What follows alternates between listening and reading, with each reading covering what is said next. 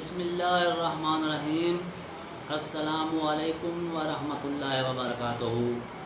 दोस्तों, आपका दोस्त डॉक्टर ग़ुलाम फ़रीद फ्राम बिहाड़ी नई वीडियो लेकर आपकी खिदमत में हाज़िर है।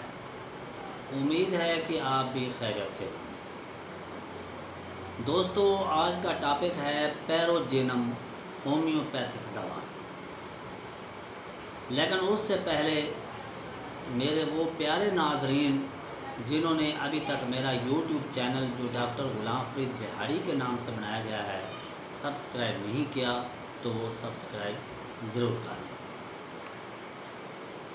दोस्तों, पैरोजेनम ये होम्योपैथिक की एक बेहतरीन दवा है। सन 1880 में इसके बारे में तहकीक हुई कि तहकीक यूँ हुई कि गाय के गोश्त का कीमा बनाया गया, कीमे में पानी डाला गया, उसे चंद हफ्तों के लिए रख दिया गया। तो चंद हफ्तों के बाद देखा तो वो कीमा गल सड़ गया था, सख्त बदबू पैदा हो गई थी और जहरीले जरासीम पैदा हो गया था।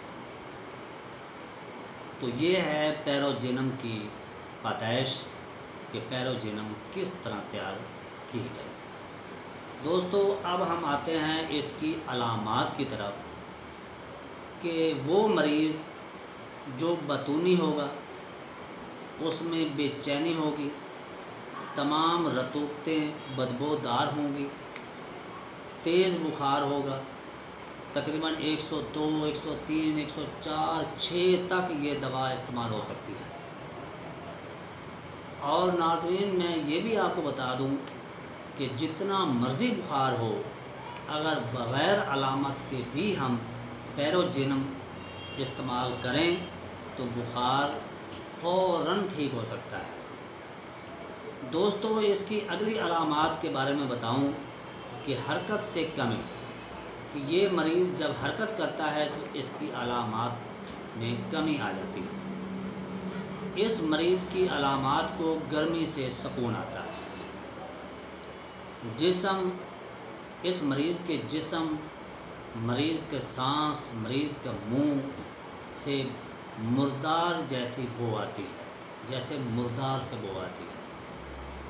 दोस्तों, अगर किसी औरत को ज़चगी के बाद बुखार हो जाए तो उसके लिए ये एक बहुत ज़बरदस्त दवा है।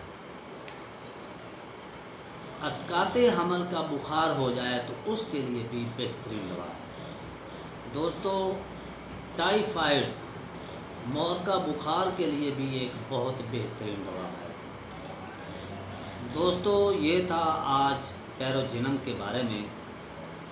तो ये 30, 200, 1 ml तक इस्तेमाल कर सकते हैं, बल्कि CM तक भी इस्तेमाल कर सकते हैं। उम्मीद है कि दोस्तों को ये वीडियो पसंद आएगी।